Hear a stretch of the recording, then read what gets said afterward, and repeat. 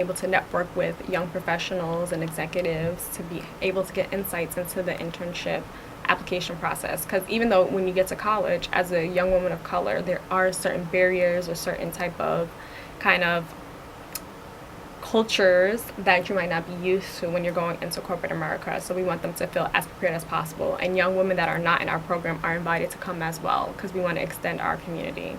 So that's one of the things that we kind of do to try to broaden our network of girls that are being impacted by our mission. And that's once a year? And that's once a year, yes. Wow. Usually around what time of the year? January 4th. It's going to be in 2018 will be the day of the event. Well, definitely we'll want to keep in touch and get some more information about that because that is a great opportunity, great way to start off the year early into the year. Give you something, you positive for you to look forward to for the rest of the year because something like that would be amazing to know that, you know what, I'm going to attend this. It just gives you that bit of hope. And sometimes hope is the best thing that you could actually have. Yes, I agree. It really makes a big difference. So when you have a lot of these girls coming in and they've completed the program, do they keep in touch? Like what happens after? And I feel like you said you're like your babies and they go on. So yes, definitely. Well, something exciting that's happening during our 5th year anniversary coming up in 2018 is that our first class that started Seeds of Fortune is actually going to be graduating from college. So this is going to be a big transition period. They're going to be going into graduate schools and their full-time jobs and careers. And of course, we want them to keep in touch with us. Little alumni. Stay connected. There are little alumni. There are little advocates and ambassadors, and they're going to go off to do amazing things. One of our university scholars, she actually had an internship at Atlantic Records this summer. We have another person that's interning because she wants to be a physical therapist. Another person that wants to be a lawyer. So I'm just excited to see what they're going to do. We've also created kind of a mentorship inside of our organization, and we have these things called seed coaches. And the seed coaches guide you from your high school to your college career. And they're accomplished women in their own fields as young professionals, and we always encourage them to stay connected, keep in touch, recommendations for when they do their grad school application. So it's a family. I love it. Well, hold that thought. We'll take a quick break. We'll be right back. You're watching Beyond Focus TV. Stay with us.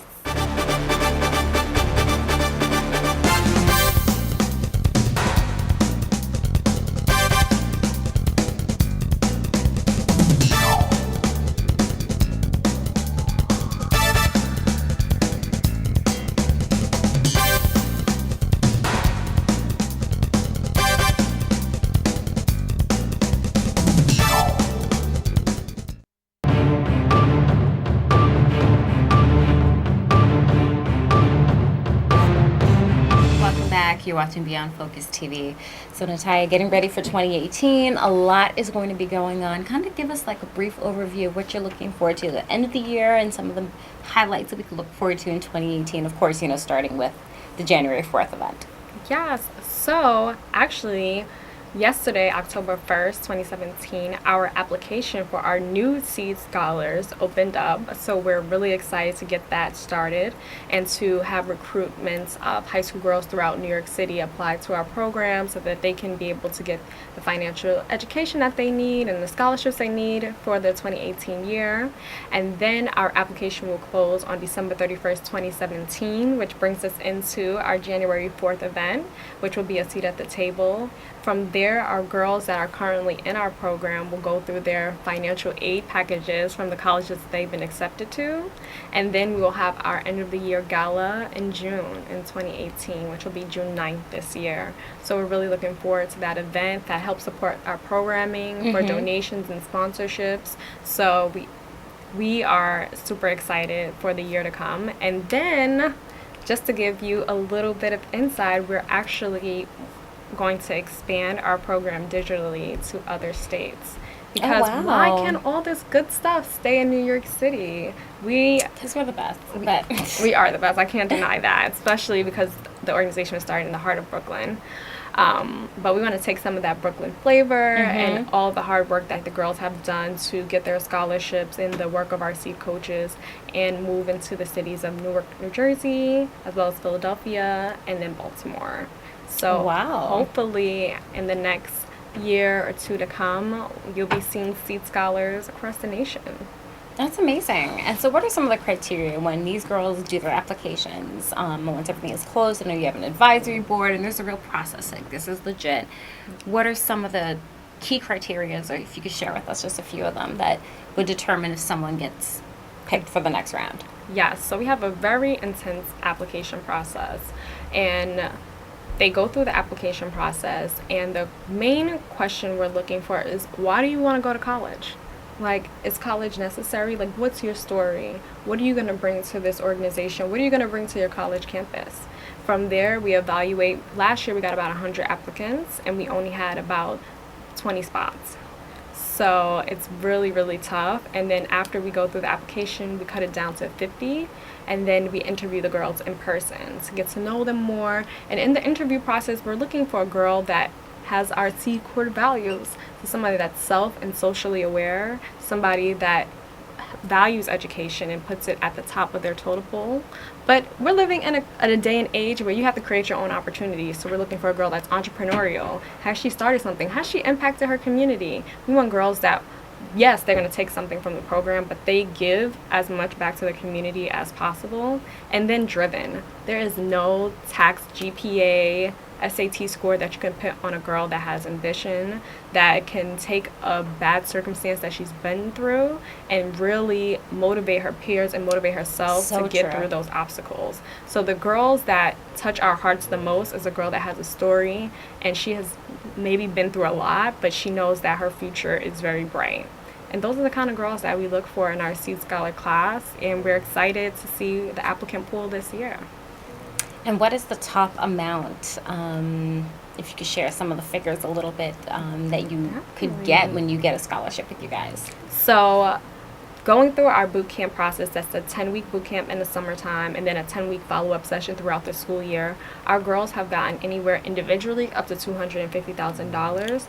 Our girls as a collective have been offered at least $3 million in scholarship over the last 5 years. So each year it gets bigger and bigger. There's money out there for you to go to school to finance your education, and at least 3/4 of our girls leave with at least a 3/4 scholarship to a full ride to school.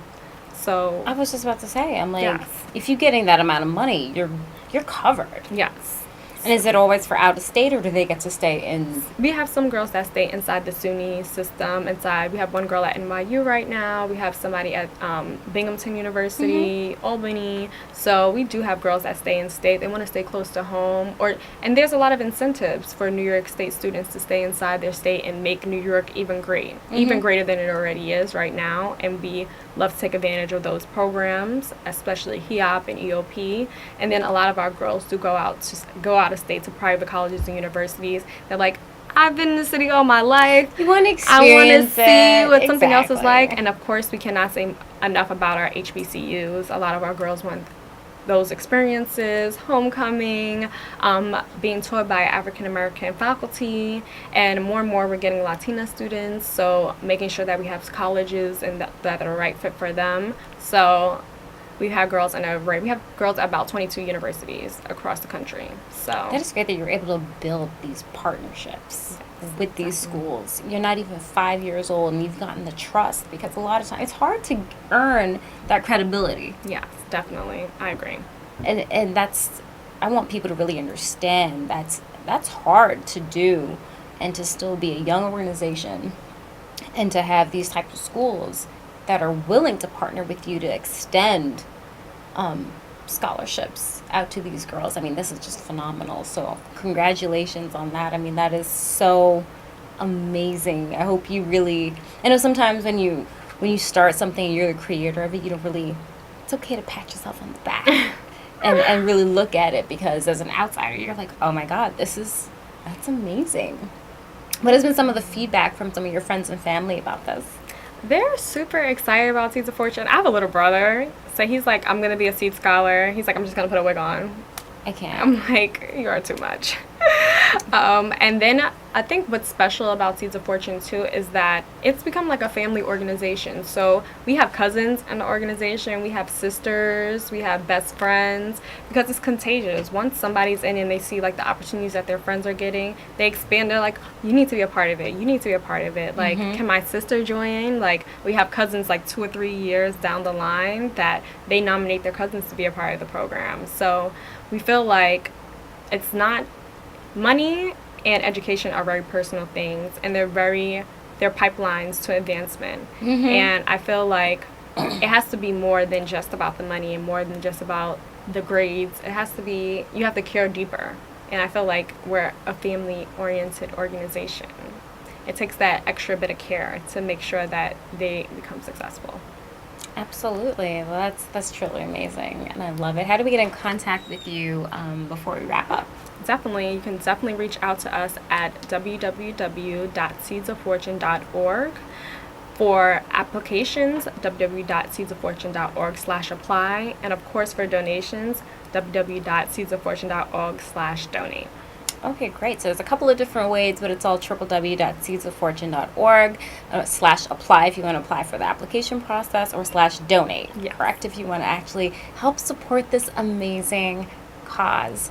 Well, thank you so much. It was amazing to have you here, Ms. Walker. I loved it. Thank you. Looking forward. We're going to actually check back in with you and get some more information and just see how the program is going and what's coming along. So we're looking forward to having you back again. Thank you. Amazing. I can't wait. Great. And as always, if you have any questions or comments, you can send us an email at info@beyondfocusedmedia.com. I'm your host, Lydia Patel. Thank you so much for joining us. And we'll be back again next week. Same time, same place. You're watching Beyond Focus TV. Stay with us. Beyond Focus TV show wants and needs your feedback. Did we blunder? Please let us know so we can improve.